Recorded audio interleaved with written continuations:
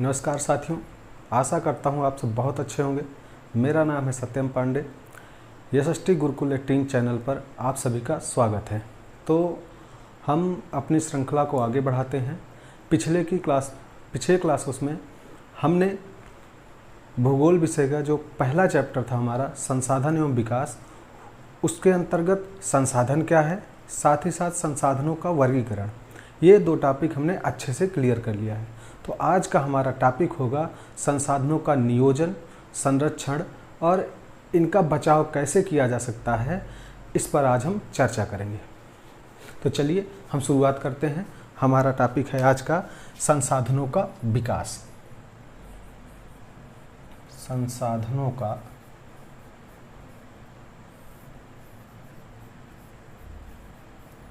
विकास।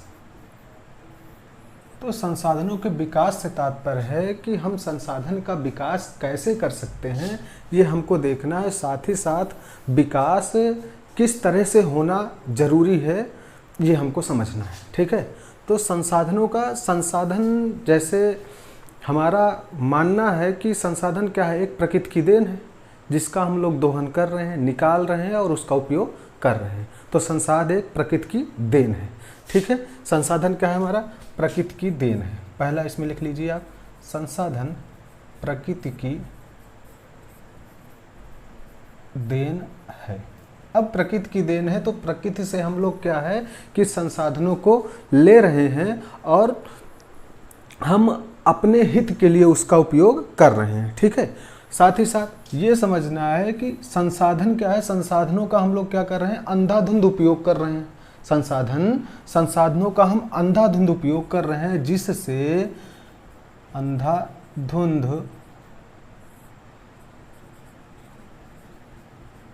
उपयोग कर रहे हैं। ये तो पता ही ना, संसाधनों का हम लोग क्या कर रहे हैं, अंधाधुंध उपयोग कर रहे हैं। क्योंकि अब जब कोई चीज़ प्रकृति की है तो उसमें हमको यही लगे ना कि प्रकृति की दी हुई चीज़ है, तो जितना हो सके हम इसको समेट लें, जितना हो सके रख लें। अब जब ये होड़ मची कि हम इसका क्या करेंगे, हम इसका उपयोग करेंगे, उपयोग करने के चक्कर में हम इसका अंधाधुंध उपयोग करने लगे, जिससे क्या हुई कि इस उपयोग के चक्कर में बहुत सारी समस्याएं आने लगी, जिससे बहुत सारी समस्याएं उत्पन्न हुई। हमको इन समस्याओं को देखना है कि ये सारी समस्याएं हैं क्या। तो पहली समस्या क्या हुई, जब अंधाधुंध उपयोग चालू हुआ तो जो हमारा संसाधन था, संसाधनों का क्या हुआ, ह्रास होने लगा। मतलब उसका क्षरण होने लगा, नष्ट होने लगा, विनाश होने लगा। तो अंधाधुंध उपयोग से पहले क्या हुआ कि संसाधनों का ह्रास होने लगा। संसाधनों का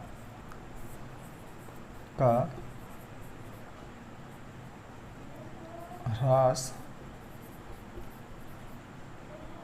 होने लगा। ठीक, पहला क्या हुआ, संसाधनों का ह्रास होने लगा। अब देखो, अब क्या हुआ कि संसाधन जो था, दूसरा इसमें हमको समझना है, जो संसाधन था वो कुछ ही लोगों के हाथ में आ गया। जैसे जिनके पास क्या कहते हैं, संसाधनों का निकालने या खनन करने की प्रक्रिया थी, या जिनके पास साइंस डेवलप था, वो क्या करेंगे, उसका इन संसाधनों का अधिक दोहन कर लेंगे। इससे समाज क्या हुआ, समाज दो भागों में बट गया। पहला संसाधन संपन्न, दूसरा संसाधन विहीन। तो इससे क्या हुआ, समाज जो था वो हमारा दो भागों में विभाजित हो गया। समाज दो भागों में बटा। पहला क्या था, पहला हुआ जिसके पास संसाधन था, वो क्या हुआ, वो हुआ संसाधन संपन्न। संसाधन संपन्न, संसाधन संपन्न। और दूसरा संसाधन विहीन, संसाधन विहीन। ये दो भागों में हमारा समाज था जो वो बट गया। अब संसाधन संपन्न से मतलब है कि ये क्या है, ये अमीर वर्ग है, अमीर वर्ग। अब जिसके पास ज़्यादा संसाधन होगा वो अमीर हो जाएगा, और जिसके पास संसाधन कम होगा वो क्या होगा, गरीब वर्ग। इस तरीके से समाज हमारा दो वर्गों में विभक्त हो गया इस संसाधन की वजह से, अमीर वर्ग और गरीब वर्ग, अमीर वर्ग और गरीब वर्ग। अब देखो, अब क्या हुआ, अब देखना है कि इस तीसरा इसमें अब इनके जो अंधाधुंध उपयोग हो रहा था, तीसरी समस्या उत्पन्न हुई, वो हुई पारिस्थितिकी को लेकर। तो पारिस्थितिकी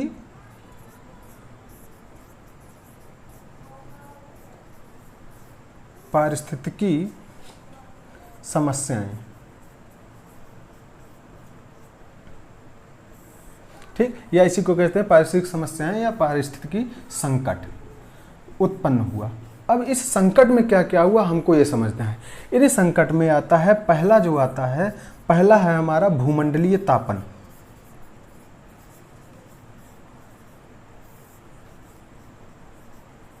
भूमंडलीय तापन।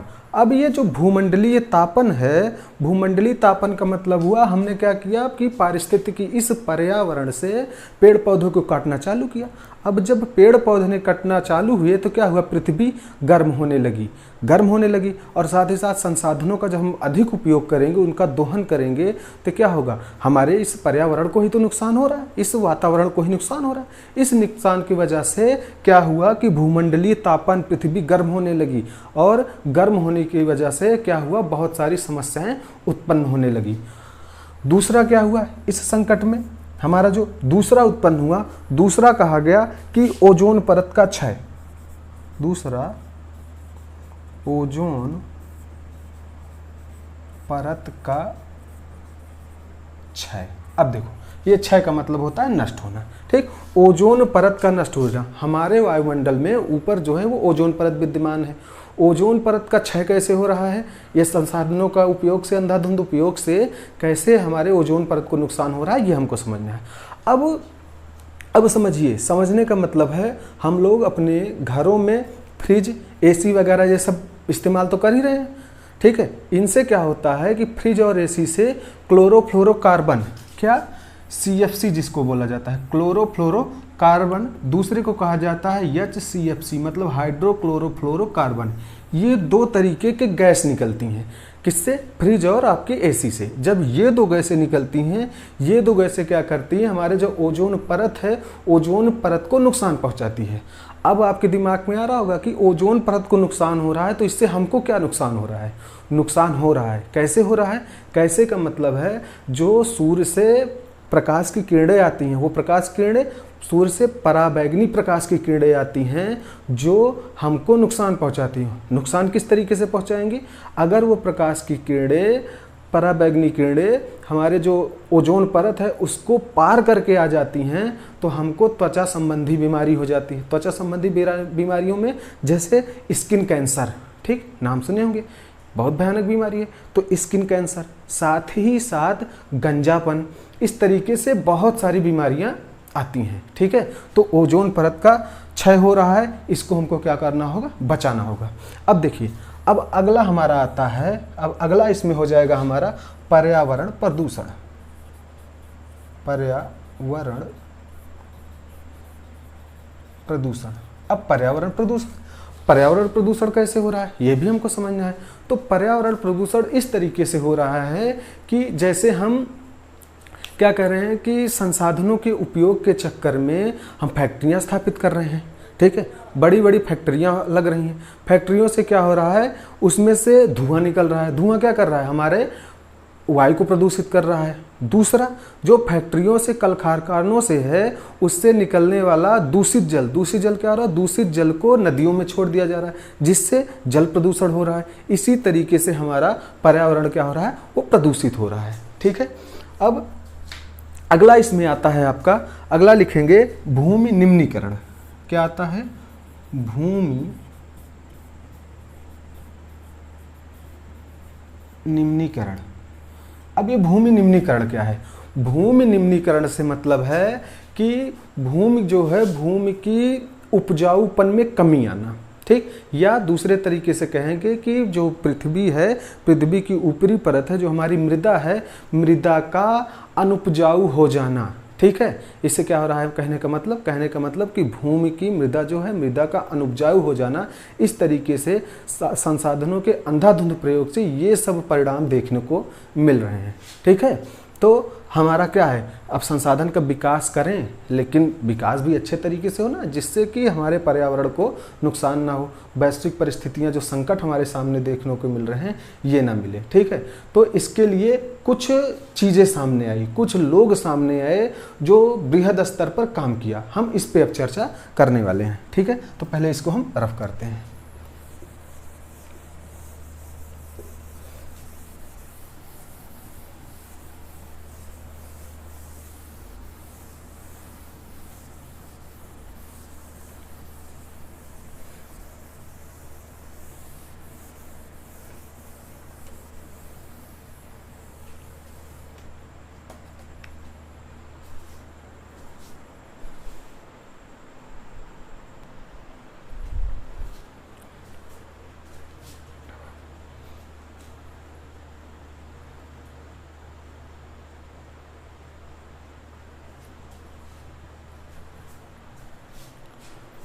तो इस तरीके से संसाधनों के विकास जो हो रहा है उसके क्रम में जो अंधाधुंध एक तरीके से होड़ मच गई है, इसको कम करने के लिए बहुत सारे कार्यक्रम चलाए गए, बहुत सारे सम्मेलन हुए।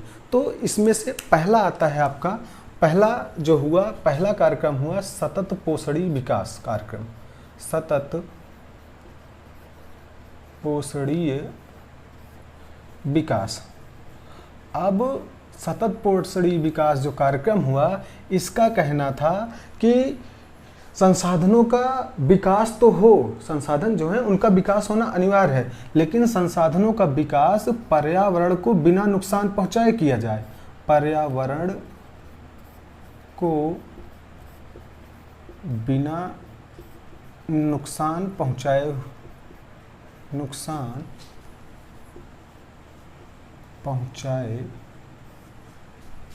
विकास किया जाए, विकास किया जाए।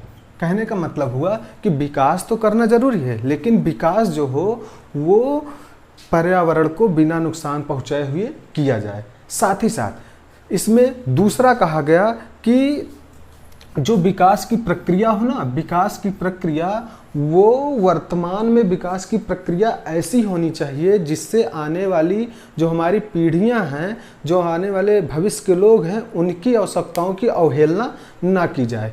ठीक है, विकास की प्रक्रिया ऐसी हो जिससे आने वाली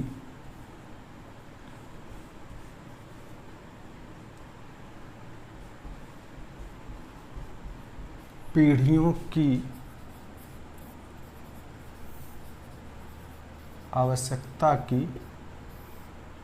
आवश्यकताओं की अवहेलना ना हो।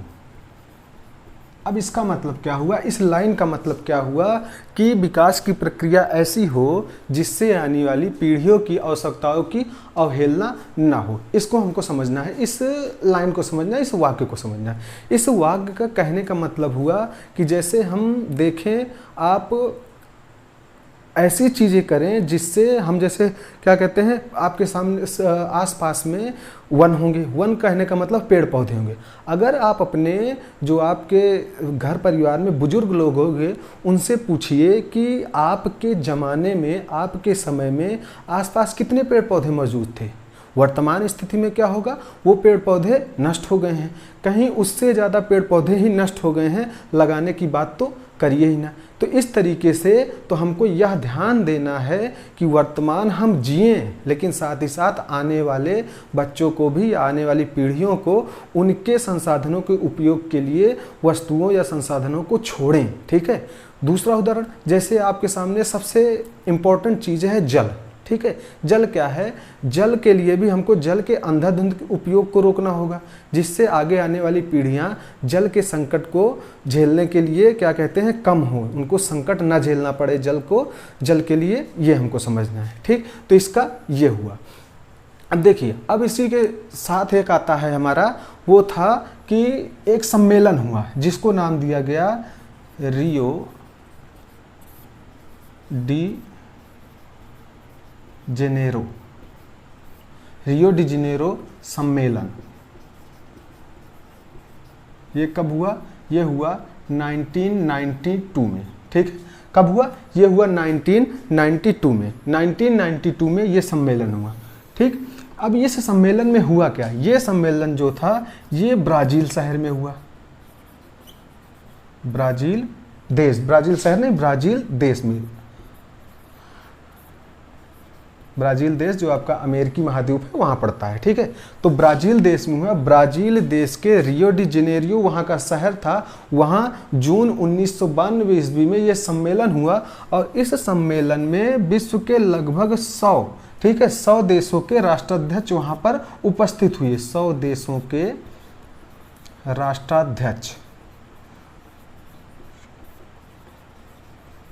राष्ट्राध्यक्ष वहाँ पे उपस्थित हुए और उन्होंने इस सम्मेलन में एक क्या कहते हैं हस्ताक्षर किए कि हमको पर्यावरण को कैसे बचाना है। ठीक है, तो जब उन्होंने हस्ताक्षर किया तो उस हस्ताक्षर करने पे क्या क्या था वो हमको देखना है। ठीक है, साथ ही साथ उसमें यह कहा गया कि हमारा जो जलवायु परिवर्तन हो रहा है इसको पहले तो कम करना है। हमको क्या करना है, जलवायु परिवर्तन को कम करना है और साथ ही साथ जो आपकी जैविक विविधता है इसको बनाए रखना है।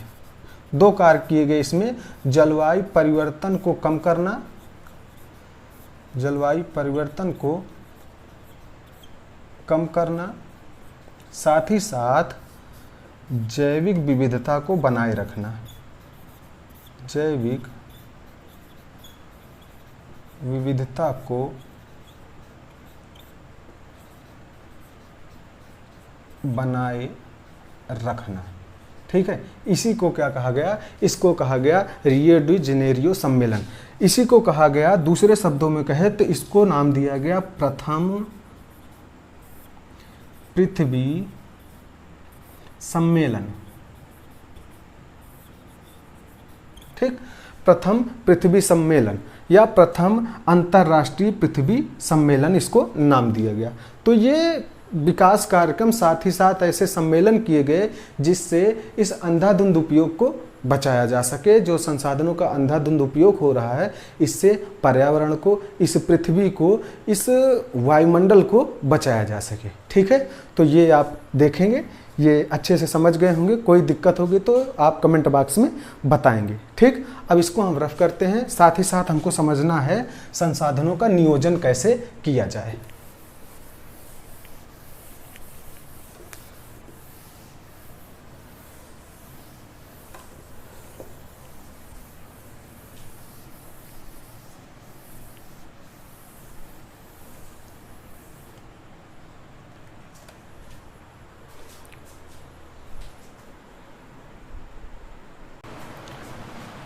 तो अब हम समझते हैं संसाधन नियोजन। समझना है हमको संसाधनों का नियोजन या संसाधन नियोजन। अब संसाधन नियोजन का मतलब है कि संसाधन नियोजन किसे कहेंगे, तो संसाधन नियोजन का मतलब है संसाधनों का उपयोग के साथ साथ उसका बंटवारा, उपयोग के साथ साथ संसाधनों का बंटवारा, संसाधनों का बंटवारा। अब बंटवारा का मतलब हुआ कि संसाधन किसी को दे देना। ठीक है, अब जैसे भारत एक विशाल देश है, भारत में विविधता पाई जाती है। विविधता कहें तो संसाधनों को लेकर भी भारत में बहुत सारी विविधताएं हैं। जैसे अगर हम बात करें, हमारा राज्य है झारखंड, छत्तीसगढ़ और ले लीजिए ये मध्य प्रदेश को। कौन कौन से राज्य आपके हो गए, छत्तीसगढ़,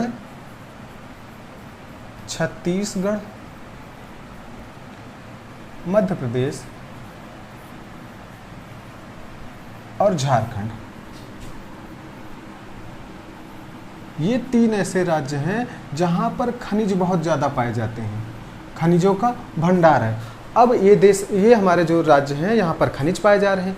राजस्थान ले लीजिए, राजस्थान राज्य में वहाँ पर सौर ऊर्जा है। ठीक है, साथ ही साथ अगर हम आए अपने क्या कहते हैं उत्तर प्रदेश और बिहार राज्य में, तो वहाँ जल संसाधन का, मृदा का अधिक उपयोग किया जाता है, खेती की जाती है, तो कृषि संसाधन अधिक है।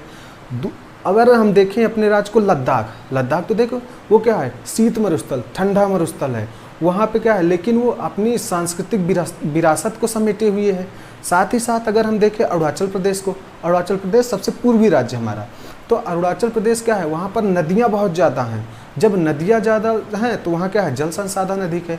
तो इस तरीके से भारत जैसे देश में संसाधनों की विविधताएँ बहुत सारी हैं। तो हमारा कार्य यह है कि इन विविधताओं को, इन संसाधनों को अपने साथ साथ अन्य राज्यों को भी दिया जाए।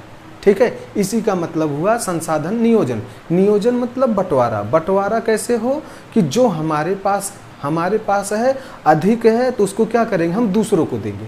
अब दूसरों को देंगे तो दूसरे भी उससे लाभान्वित होंगे। तो संसाधनों का नियोजन अति आवश्यक है। साथ ही साथ संसाधन का संरक्षण भी आवश्यक है। अगर संसाधन का संरक्षण नहीं होगा तो उससे क्या होगा, संसाधन कुछ समय के बाद नष्ट हो जाएंगे, और जब नष्ट हो जाएंगे तो उससे नुकसान तो हम ही को है, हमारे आगे आने वाली पीढ़ियों को उससे नुकसान है।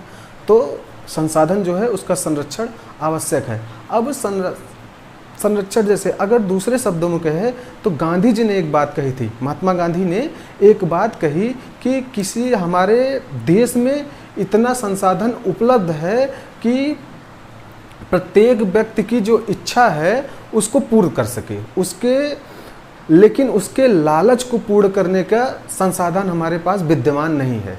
ये तो वही बात हुई ना कि जो हमारे पास इतना है कि लोगों का पेट भरा जा सके, लेकिन पेटी नहीं भरी जा सकती है। ठीक है, तो संसाधनों का नियोजन अति आवश्यक है। तो हमने आज संसाधन नियोजन यहाँ तक की बात कर ली है। अगली क्लास में हम पढ़ेंगे भूमि संसाधन, उससे रिलेटेड चीज़ों को हम पढ़ेंगे। ठीक है, तो तब तक के लिए धन्यवाद। अगर आपको यह वीडियो अच्छी लगी हो तो वीडियो को लाइक करेंगे, चैनल को सब्सक्राइब करेंगे तथा अपने दोस्तों के साथ शेयर करेंगे। दीजिए इजाज़त, तब तक के लिए धन्यवाद।